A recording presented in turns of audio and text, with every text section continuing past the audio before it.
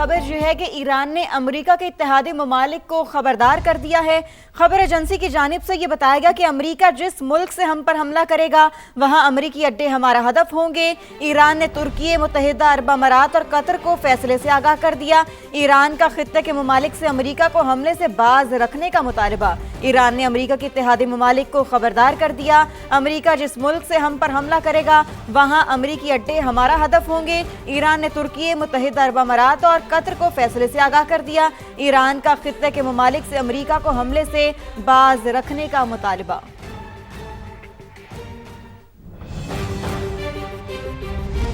امریکی صدر Donald Trump کی ایرانیوں کو بغاوت پر اکسانے کی ایک اور کوشش۔ مشیگن میں تقریب سے خطاب کرتے ہوئے صدر ٹرمپ نے کہا، ایرانی قوم احتجاج جاری رکھے، مدد جلد پہنچ جائے گی، اپنے اداروں پر قبضہ کریں اور ظلم ڈھانے والوں کے نام یاد رکھیں، انہیں بھاری قیمت چکانی ہوگی۔ صدر ٹرمپ نے قتل عام بند ہونے تک ایرانی حکام سے ملاقات نہ کرنے کا اعلان کر دیا۔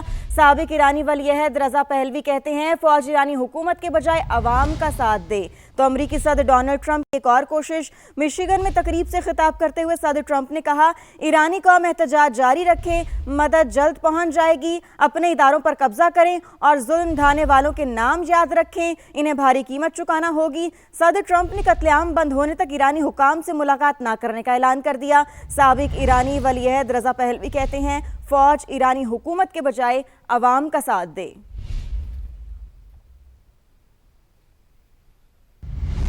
دوسری جانب ایران میں مظاہروں کے دوران ہونے والی ہلاکتوں میں اضافہ۔ ہیومن رائٹس گروپ کے مطابق پرتشدد مظاہروں میں 2571 افراد مارے گئے، جن میں 2403 مظاہرین اور 147 سیکیورٹی اہلکار شامل ہیں۔ رائٹرز کے مطابق ایرانی حکام نے بھی 2000 سے زائد جانی نقصان کو تسلیم کیا ہے، تاہم سرکاری سطح پر اعداد و شمار جاری نہیں کیے گئے۔ ایرانی وزیر خارجہ نے متحدہ عرب امارات کے وزیر خارجہ سے ٹیلی فونک رابطہ کیا، شرپسندوں کو حاصل امریکی اور اسرائیلی پشت پناہی سے آگاہ کیا۔ عباس عراقچی نے کہا کہ ایران اپنی خود مختاری اور سلامتی کا ہر حال میں دفاع کرے گا۔ یو اے کی وزیر خارجہ نے مسلسل مشاورت اور ہم آہنگی کی ضرورت پر زور دیا۔ ایرانی وزیر خارجہ نے ترک ہم منصب کو بھی فون کیا اور تازہ ترین صورتحال سے آگاہ کیا۔ آپ کو اپڈیٹ کر رہے ہیں، یہاں معاملہ ہے ایران میں مظاہروں کے دوران ہونے والی ہلاکتوں میں اضافہ۔ ہیومن رائٹس گروپ کے مطابق پرتشدد مظاہروں میں 2571 افراد مارے گئے، جن میں 2403 مظاہرین اور 147 سیکیورٹی اہلکار شامل ہیں۔ رائٹرز کے مطابق ایرانی حکام نے بھی 2000 سے زائد جانی نقصان کو تسلیم کیا ہے، تاہم سرکاری سطح پر اعداد و شمار جاری نہیں کیے گئے۔ ایرانی وزیر خارجہ نے متحدہ عرب امارات کے وزیر خارجہ سے ٹیلی فونک رابطہ کیا، شرپسندوں کو حاصل امریکی اور اسرائیلی پشت پناہی سے آگاہ کیا۔ عباس عراقچی نے کہا کہ ایران اپنی خود مختاری اور سلامتی کا ہر حال میں دفاع کرے گا۔ ایران پر فوجی حملوں کی دھمکیاں ناقابل قبول ہیں۔ ایران کے ساتھ تجارت کرنے پر ٹیرف عائد کرنا بلیک میلنگ ہے۔ روسی وزارت خارجہ کی ترجمان کا شدید رد عمل، کہا مصنوعی طریقے سے بھڑکائے گئے مظاہرے اب ماند پڑ رہے ہیں۔ قطری دفتر خارجہ کے ترجمان نے ایران اور امریکہ کے درمیان کشیدگی کم کرنے کی کوششوں کا اعتراف کیا۔ چین نے فریقین کو خطے میں امن و استحکام برقرار رکھنے کے لیے اقدامات کرنے کا مشورہ دیا۔ فرانس اور آسٹریلیا نے اپنے شہریوں کو فوری ایران چھوڑنے کی ہدایت کر دی ہے۔ تو ایران پر فوجی حملوں کی دھمکیاں ناقابل قبول ہیں۔ ایران کے ساتھ تجارت کرنے پر ٹیرف عائد کرنا بلیک میلنگ ہے۔ روسی وزارت خارجہ کے ترجمان کا شدید رد عمل، کہا کہ مصنوعی طریقے سے بھڑکائے گئے مظاہرے اب ماند پڑ رہے ہیں۔ قطری دفتر خارجہ کے ترجمان نے ایران اور امریکہ کے درمیان کشیدگی کم کرنے کی کوششوں کا اعتراف کیا۔ چین نے فریقین کو خطے میں امن و استحکام برقرار رکھنے کے لیے اقدامات کرنے کا مشورہ دیا۔ فرانس اور آسٹریلیا نے اپنے شہریوں کو فوری ایران چھوڑنے کی ہدایت کر دی ہے۔ یہ اہم خبر ہے، آپ کو اپڈیٹ کریں۔ ایران پر فوجی حملوں کی دھمکیاں ناقابل قبول ہیں۔ ایران کے ساتھ تجارت کرنے پر ٹیرف عائد کرنا بلیک میلنگ ہے۔ روسی وزارت خارجہ کے ترجمان کی جانب سے شدید رد عمل دیا گیا، جس میں انہوں نے کہا کہ مصنوعی طریقے سے بڑھائے گئے مظاہرے اب ماند پڑ رہے ہیں۔ قطری دفتر خارجہ کے ترجمان نے ایران اور امریکہ کے درمیان کشیدگی کم کرنے کی کوششوں کا اعتراف کیا۔ چین نے فریقین کو خطے میں امن و استحکام برقرار رکھنے کے لیے اقدامات کرنے کا مشورہ دیا ہے۔ اسی پر بات کریں گے، ہمیں جوائن کیا سابق سفارتکار ہیں جمیل احمد صاحب نے۔ جمیل صاحب، بہت شکریہ، آپ نے سما کو اپنا وقت دیا۔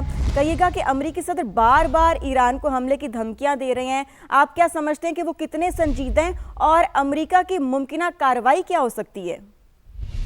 پہلی بات تو کتنے سنجیدہ ہیں. اب چاہے وہ سنجیدہ ہیں یا غیر سنجیدہ ہیں, جہاں ڈونلڈ ٹرمپ صاحب اپنے آپ کو لے آئے ہیں, یعنی کہ جتنی ہائپ کریٹ کر دی ہے انہوں نے, جتنا دنیا کو باور کرا دیا ہے کہ وہ اس مسئلے کو زور بازو پر اور زبردستی حل کرائیں گے, ان کے تمام باتوں کا میں مفہوم بتا رہا ہوں, تو وہ اس سے پیچھے ہٹنا ان کے لیے ممکن نہیں ہوگا. اسی چیز کو کسی اور انداز میں سینیٹر گریہم نے کہا ہے کہ اوباما کی بات دوسری تھی, اور اوباما تو پیچھے ہٹ سکتے تھے, ڈونلڈ ٹرمپ پیچھے نہیں ہٹیں گے. اب آ جاتے ہیں اس کو ڈاٹ سے ڈاٹ, نقطے سے نقطہ کنیکٹ کر لیتے ہیں اگلے 25-30 سیکنڈ میں. انہوں نے کہہ دیا ہے کہ بھائی مظاہرین کو بڑے واضح الفاظ میں کہہ دیا ہے کہ آپ نے مت پکڑیں, آپ مظاہرے جاری رکھیں اور انسٹیٹیوشنز پہ قبضہ کریں. لیکن اس کے برعکس ایرانی, ظاہر ہے ان کی ابھی پوری انفراسٹرکچر موجود ہے, ان کی فورسز موجود ہیں. تھرسڈے کے بعد یعنی جمعرات کے بعد جس طریقے سے وہاں کریک ڈاؤن کیا گیا ہے, تو لوگ تھوڑے سہم سے گئے ہیں, لوگ تھوڑے تھم سے گئے ہیں, لیکن یہ طوفان رکتا ہوا نظر نہیں آ رہا ہے, اور دھمکیاں اور زیادہ بڑھتی جا رہی ہیں کہ اگر پھانسی لگائی گئی, اگر لوگوں کو مارا گیا, تو ہم نے we are locked and loaded, اور آپ کہہ رہے ہیں کہ جی ہم بڑے خطرناک نتائج آپ کو بھگتنے پڑیں گے. ان تمام چیزوں کا احاطہ کریں اور دیکھیں کہ کتنے بیسز ہیں علاقے میں, یعنی اس ریجن میں امریکہ کے, کتنی بحری بیڑے ہیں امریکہ کے. اور ایک سب سے بڑی بات کہ اسرائیل, اس کی دیرینہ خواہش ہے کہ کسی طرح سے جو باقی ایران میں تھوڑی بہت قوت رہ گئی ہے میزائلز کے حوالے سے اور ایرانی قوم کے حوالے سے, اس کو کسی طریقے سے ختم کیا جائے, کیونکہ اس سے پہلے حماس, حزب اللہ, بشار الاسد اور ملیشیا, عراق کی وہ تو ختم کر دی انہوں نے کافی حد تک.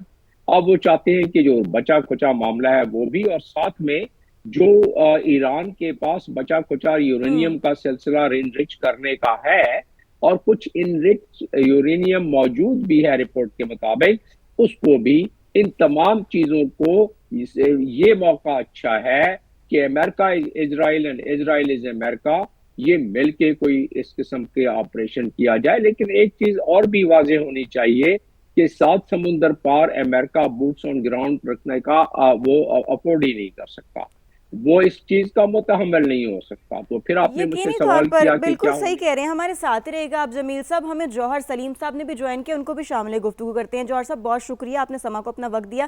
کہیے گا کہ ٹرمپ جو اس قسم کے بیانات دے رہے ہیں, ان بیانات کے مشرق وسطیٰ کی سیاست پر کیا اثرات ہو سکتے ہیں؟ جی بالکل, دیکھیں پریزیڈنٹ ٹرمپ کے جو بیانات ہیں ان کو آپ لائٹلی تو نہیں لے سکتے, کیونکہ ابھی انہوں نے کئی ایکشن جس سے پہلے جس طرح وینیزویلا میں کیے ہیں اور بھی جگہ پہ کیے ہیں, اس سے صاف ظاہر ہوتا ہے کہ he has the capacity to walk his talk. اب دیکھیں ایران کی جو سچویشن ہے, میں یہ پہلے بھی جب یہ اسرائیل کا اور ایران کا کانفلکٹ چل رہا تھا اور اب اس میں امریکہ بھی بیچ میں آیا تھا, تو اس وقت بھی میں کہہ رہا تھا کہ بلکہ اس وقت ہمارے یہاں پہ سارے کامنٹریٹرز یہ کہہ رہے تھے جی ایران نے ان کو شکست دے دی ہے, ایران نے یہ کر دیا وہ کر دیا ہے, and I was the only one جو کہہ رہا تھا کہ نہیں جی ایران کی سچویشن کافی خراب ہے, بہت زیادہ ویکن ہو گئے ہیں وہ, اور ان کا نہ کوئی ایئر ڈیفنس ہے, نہ کوئی ان کے پاس باقی کوئی اس قسم کی مزاحمتی جس طرح کے جو گروپس ہیں وہ بھی ان کے لیے نہیں کام کر رہے. پھر اور اس کے جو اثرات ہیں یہ جو ان کو ہوا ہے اس کے یہ بعد میں آئیں گے, اور وہ دیکھیں وہی ہوا ہے چند ماہ کے بعد ہی. وہ کیونکہ اکنامک ایران کے اندر تو ایک بہت ہی زیادہ کلیپس, آلموسٹ اکنامک کلیپس کی سچویشن ہے, ایک بہت ہی مشکل اکنامک حالات ہیں, اور یہ جو ڈسٹربنسز ہوئے ہیں اس میں ایک آرگینک ایلیمنٹ ہے. یہ شاپ کیپر سے شروع ہوا تھا, جو بازار سے جسے کہتے ہیں شروع ہوا تھا, اور یہ جب ریولوشن آیا تھا وہ بھی بازار سے ہی شروع ہوا تھا.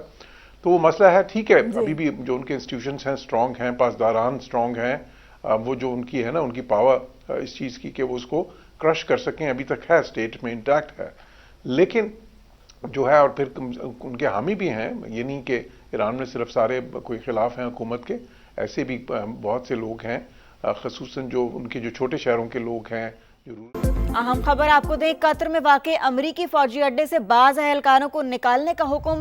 امریکی حکام نے اہلکاروں کو آج شام تک اڈے سے نکلنے کی ہدایت کی ہے. العدید ایئر بیس میں 10,000 امریکی فوجی تعینات ہیں. یہ باقاعدہ انخلا نہیں, حفاظتی حکمت عملی ہے. امریکی سفارتکار کی جانب سے یہ کہا گیا, ہمیں اس تبدیلی کی کوئی مخصوص وجہ نہیں بتائی گئی. امریکی سفارتکار کی جانب سے یہ بھی کہا گیا.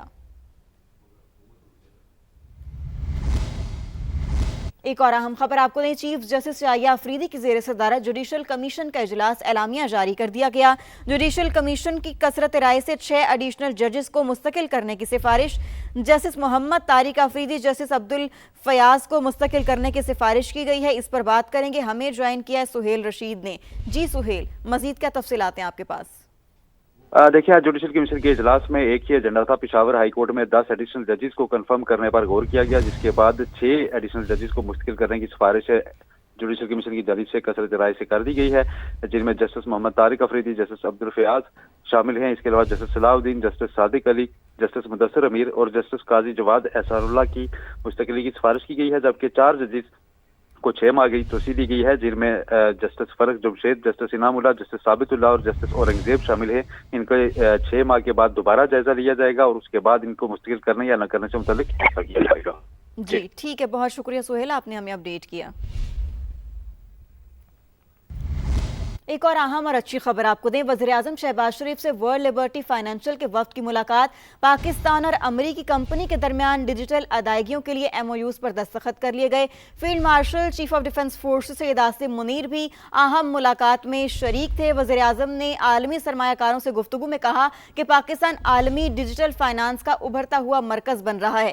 اسی پر بات کریں گے، ہمیں جوائن کیا ہے کرپٹو ایکسپرٹ عبدالرافع صاحب نے اور احمد شفیع صاحب نے۔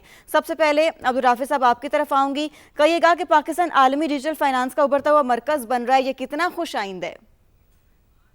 جی یہ ایک بہت اچھی پروگریس ہے after us giving the licenses last month جو ہم نے بائنانس اور HTX ایکسچینج کو دیے تھے۔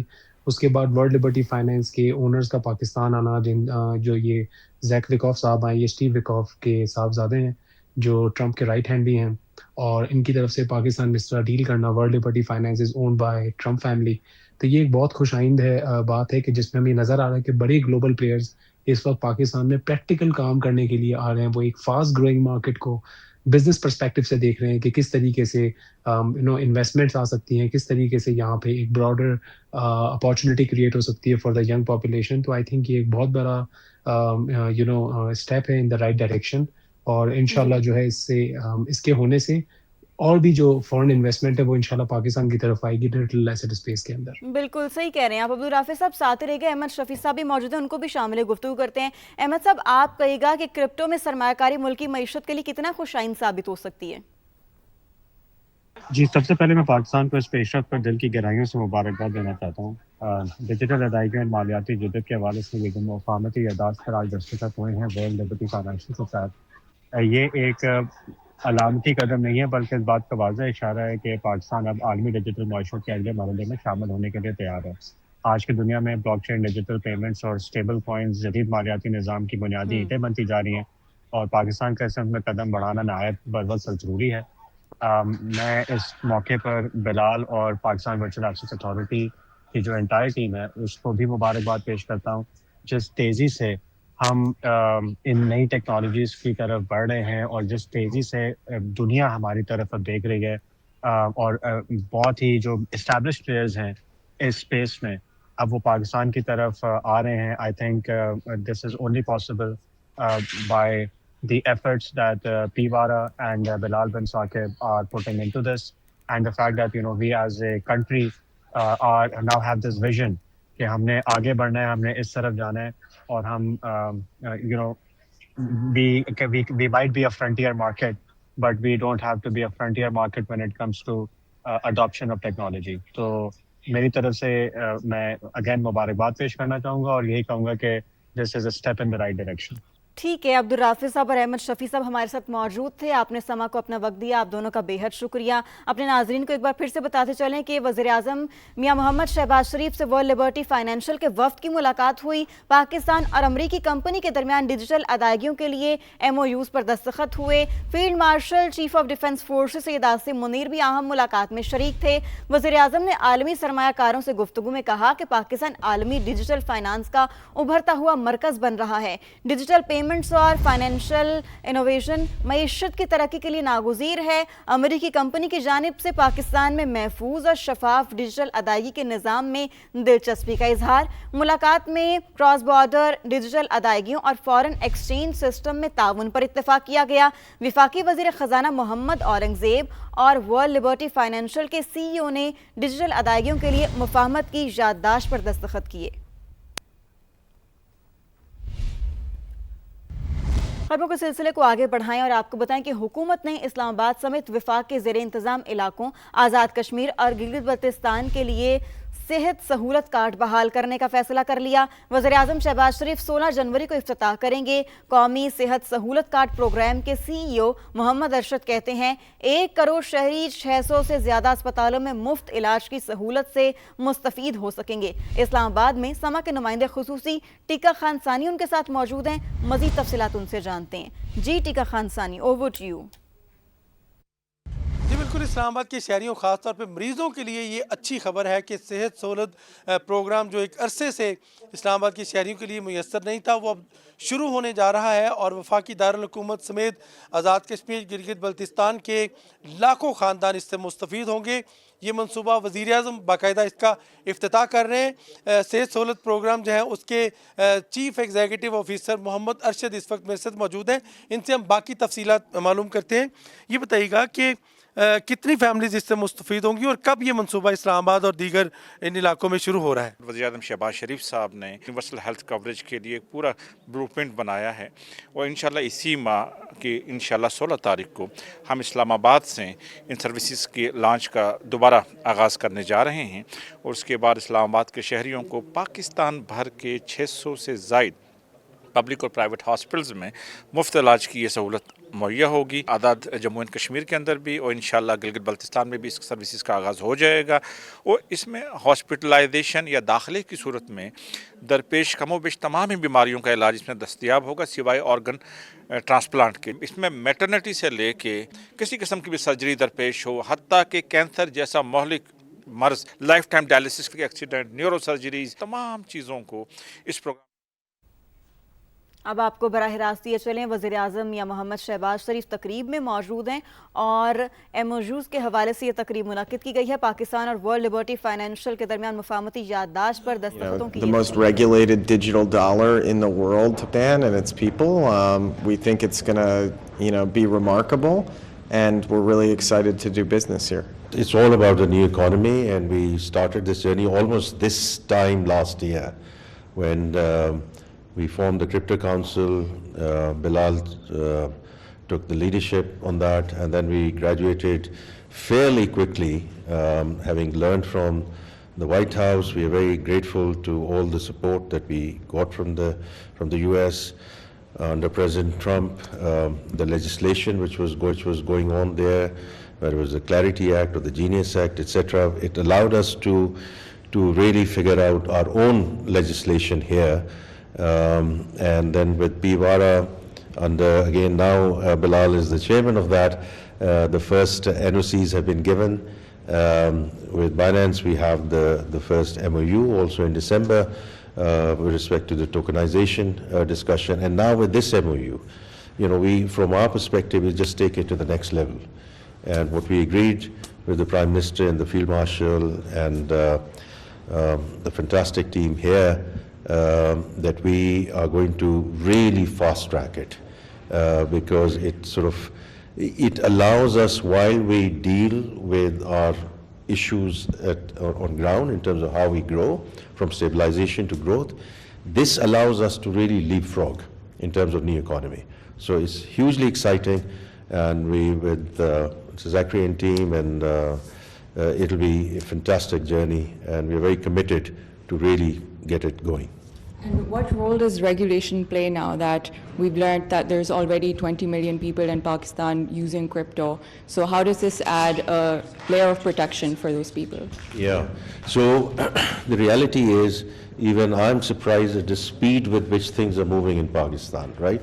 So when we started first tracking it, we were number 10 in terms of our netizens who are involved in the activity. We moved to number 7. Now we're number 3. So it's not really 20 million. The latest understanding I have is about 40 million. Right, it's about 1/6 of our population. And the biggest thing is the youth, right? I mean, it's just amazing, what is happening and the speed with which things are going on. And, I just want to put it in a slightly different context as well. I mean, AI